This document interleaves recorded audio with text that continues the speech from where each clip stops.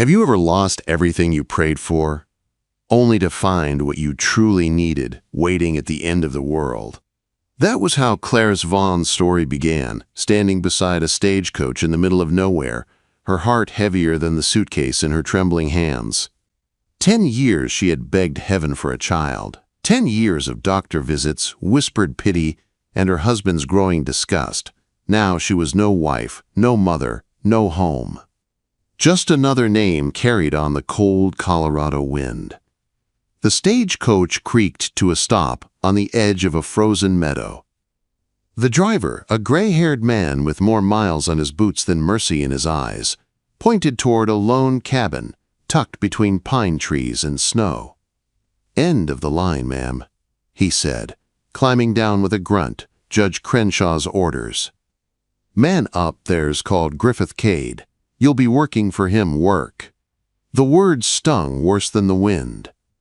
For years, her only work had been the quiet, lonely kind, keeping a home that never filled with laughter, enduring each month's bitter reminder that her prayers were unanswered. The driver dropped her satchel at her feet and tipped his hat. "You're his problem now." Then he was gone, the coach wheels throwing dust and snow into the air until both disappeared down the winding trail. Silence fell hard. No church bells, no neighbors, no gossip. Just the whisper of wind through the pines. Clarice swallowed the lump in her throat and started walking.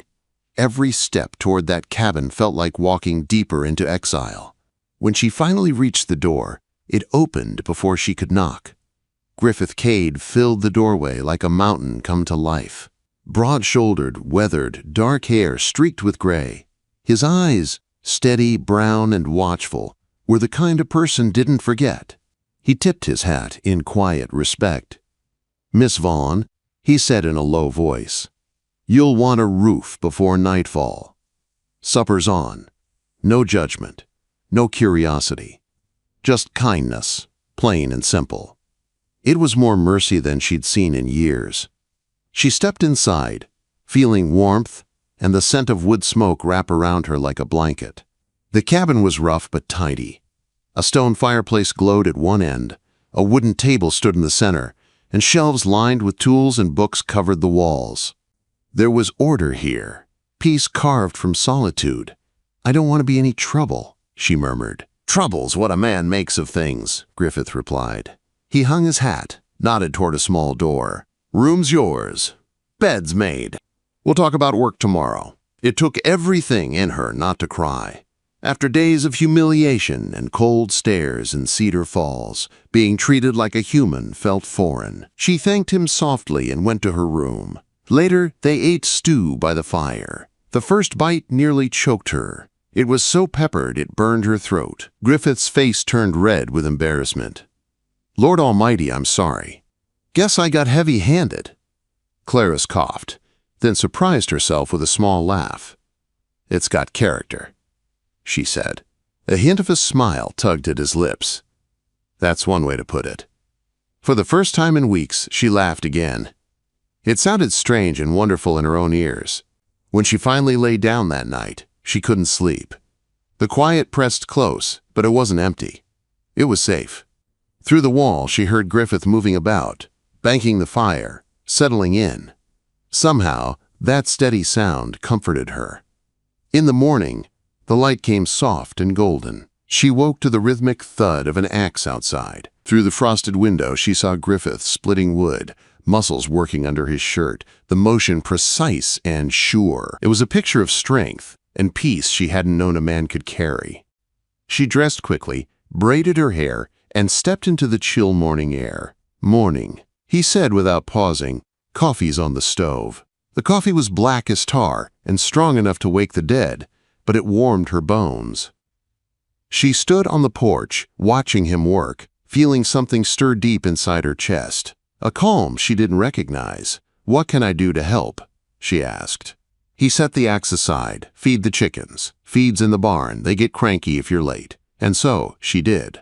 The hens clucked and scolded her like disapproving old ladies, but she found herself smiling as she tossed grain.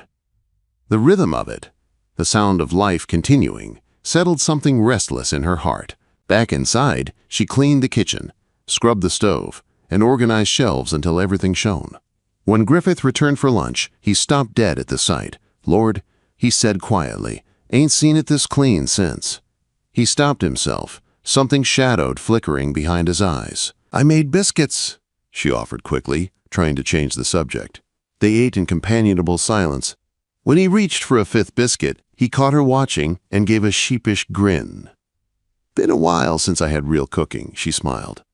"How long have you been alone up here?" 8 years, he said, not looking up. "That's a long time.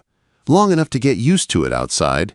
Clouds gathered over the mountains. The air turned cold, promising snow. Inside, the fire crackled, and for the first time, Clarice didn't feel like a burden. She felt useful, maybe even wanted. As dusk settled, Griffith mended a harness while she mended a torn shirt she'd found among his things. The cloth was soft, worn thin with years of use. She wondered whose hands had once sewn it. Wife? Sister? A mother long gone? When he saw it later, something passed over his face. Pain, memory, and then gratitude. "Didn't know that needed fixing," he said quietly. "It was small. Would have gotten worse."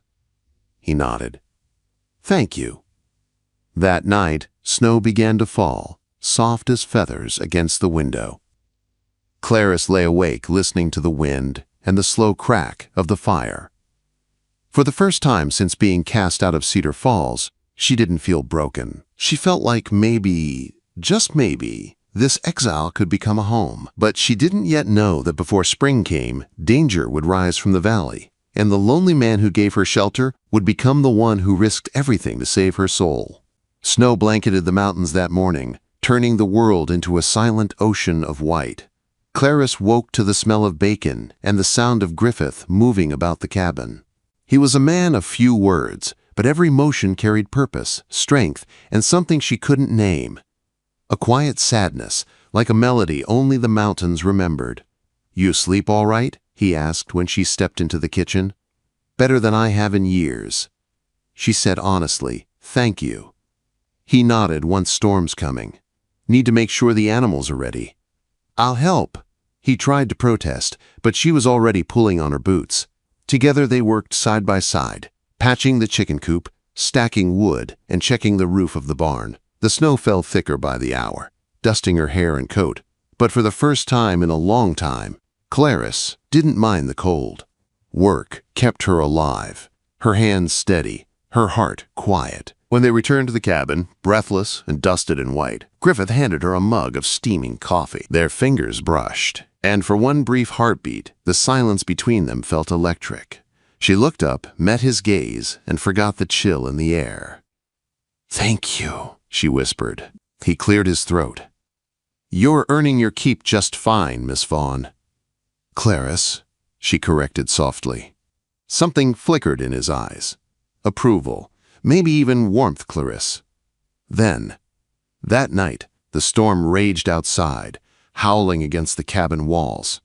Griffith checked the fire, then paused at her door. "If the cold gets bad, there's extra quilts in the trunk. Don't be shy about using them. Good night, Mr. Cade." He hesitated, then said, "Griffith." When the door shut, Clarice smiled into the darkness. The days rolled into weeks. She found rhythm in the wilderness, feeding chickens, baking bread, patching clothes. The chores filled her hours, but it was the quiet companionship that filled her soul. Griffith would read by the fire each evening, sometimes aloud, scripture, poetry, even worn pages of old tales. His voice, deep and rough from years of wind and wood smoke, warmed the cabin more than the fire ever could. Winter deepened. One night, thunder rumbled over the mountains, rare for a snowstorm. Clarice jumped at the sound, clutching her blanket. Moments later came a gentle knock. "You all right in there?" "I'm fine," she called. "Storm's bad." Just checking his voice at her door shouldn't have calmed her, but it did. She lay back down, listening to the steady rhythm of his footsteps retreating, and felt safer than she had in years. By morning, The world outside was buried in white. Griffith helped her into a thick wool coat before they stepped out to check the animals. It was far too large, but it smelled faintly of lavender and wood smoke. It was hers, wasn't it? Clarice asked quietly. He froze, his jaw tightening. Yes. My wife's. I'm sorry, he shook his head. Don't be, she's been gone a long time. The way he said it told her more than words ever could. Loss lived in him like an old scar, healed but never forgotten. They worked together repairing the coop roof. Snowflakes clung to his dark hair, and when she laughed at something, a chicken flapping against her skirt, he looked at her like it was the first laugh he'd heard in 8 years. That night, while the storm built again, Griffith sat by the fire, oiling his rifle. Clarice sewed beside him. The silence was easy, filled with the warmth of shared space. After a while, she found the courage to ask, "Why did you agree to take me in?" He paused, turning the rifle slowly in his hands. "Judge Crenshaw's an old friend. I owed him. Thought maybe you'd need a place to catch your breath. You didn't have to be kind. My mother raised me better than turning people away from a warm fire." Clarice smiled faintly. "Then I should thank her." "Best woman I ever knew," he said softly. "Always said a person's worth ain't measured by what they've lost, but by what they keep on giving." The words sank deep into her heart. The next morning, the world was silver and still. Griffith saddled his mule, preparing to ride down the valley for supplies, when she caught his arm. "Be careful," she said without thinking. He nodded once. "Always am." When he rode away, the silence of the cabin felt sharper than usual. It was then she realized how much his presence filled the space, how much she'd come to rely on the quiet steadiness of him. By afternoon, snow began again, soft and relentless. She kept busy cleaning, mending, and baking. When the sun dipped behind the mountains, she heard the distant jingle of a mule's harness. Relief washed over her. Griffith returned, only he wasn't alone. An old prospector rode beside him, a grizzled man with a beard white as frost. They stomped into the cabin, shaking off the cold Clarice Vaughn. "Meet Landry Croft." Griffith said, "He's half gossip, half miracle worker," Landry chuckled. "And all appetite, ma'am. Smells like you've been cooking." That night, after supper, the prospector leaned forward, heard something ugly down in the valley. He said, "Rumor of a baby farm. Women kept against their will. Children sold to the highest bidder." Clarice froze. "That can't be true." Landry nodded grimly. "Seen enough to know evil when it's walking on 2 legs. Might be operating out of the old mining camp by Canyon Creek." Griffith's eyes darkened. "That's less than a day's ride." Clarice's stomach twisted. She knew too well what it felt like to be judged by her body's worth. The thought of women being used like livestock made her tremble. "Someone has to stop it," she said, voice shaking. Griffith looked at her long and hard. "You mean that?" "I do." "Then we'll find out the truth." Quote. And just like that, the cabin that had been her refuge became their mission. They planned carefully over the next days. Maps drawn, supplies packed, weapons checked. When the moonless night came, they rode through the snow, hearts pounding with purpose. Canyon Creek was darker than sin itself, the old mining camp half buried in drifts. But in one of the buildings, a lantern burned. Voices echoed, men's voices, cruel and careless. Through a crack in the wall, they saw them. Women behind bars, thin and frightened. And the men, counting money, discussing deliveries and buyers. Clarice's hands clenched around Griffith's arm. Rage filled her chest like fire. They slipped away before being seen, hearts hammering, snow muffling every step. By dawn, they were back at the cabin, cold and shaken but alive. "We'll go to the marshal," Griffith said. "Get lawmen up here." End it. But before they could, the next storm brought more than snow. It brought danger to their very door. 3 riders appeared out of the blizzard, their faces hard, their purpose darker than the storm itself. Griffith reached for his rifle. "Stay inside." he ordered. Clarisse didn't listen, because sometimes the only way to stop evil is to stand beside the man willing to fight it. The wind howled through the trees as 3 riders closed in on the cabin, their horses snorting steam in the freezing air. Griffith stepped out onto the porch, rifle in hand, his body tense and still as a drawn bow.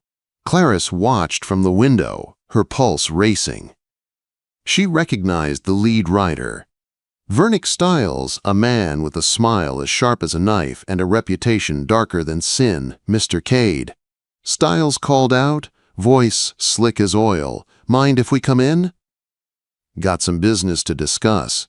"Say your piece from there," Griffith replied, calm but steady, eyes never leaving the man's gun hand. Stiles chuckled. "Word in the valley says you and your lady friend been poking around places you shouldn't. Now we can't have folks spreading lies about respectable business operations." Respectable Griffith's voice was ice. "You mean the baby farm?"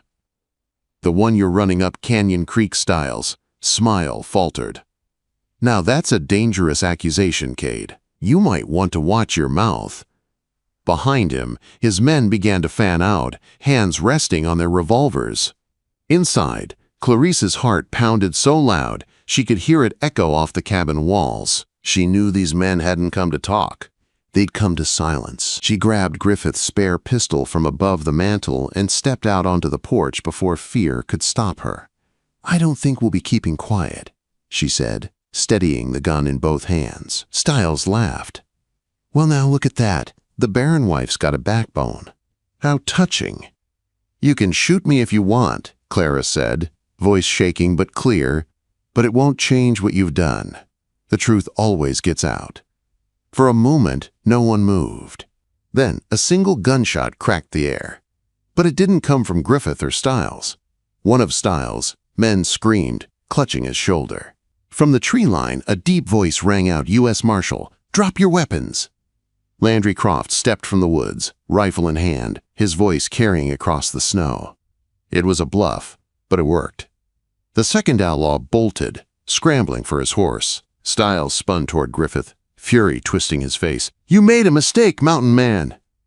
Griffith didn't hesitate. The rifle roared once. Stiles dropped to his knees, shock etched on his face. "You'll burn for this," he rasped. "Maybe," Griffith said, "but not today." Quote, when it was over, the snow was stained red and the cabin was silent except for the wind. Clarisse lowered her pistol, her hands trembling. Griffith turned to her, his face hard, but his voice gentle. "You all right?" She nodded, breath shaking. "I am now." It took 2 days for word to reach Denver. When the marshals arrived, they found everything just as Griffith and Clarisse had said. The camp at Canyon Creek, the imprisoned women, the stolen babies. The operation was torn apart piece by piece, and justice, for once, came swift and sure. But victory had its price. Some of the rescued women were too weak to survive. Others carried scars that no doctor could mend. Clarisse helped nurse them, holding hands, whispering comfort in the same soft voice she'd once used to pray for a child of her own. When the last wagon left, taking the survivors down to safety, Griffith stood beside her, his hand brushing hers. "You did good, Clarisse," he said. "Better than good." She looked at him, tears in her eyes. "So did you." The weeks that followed passed in a blur of snow and quiet recovery.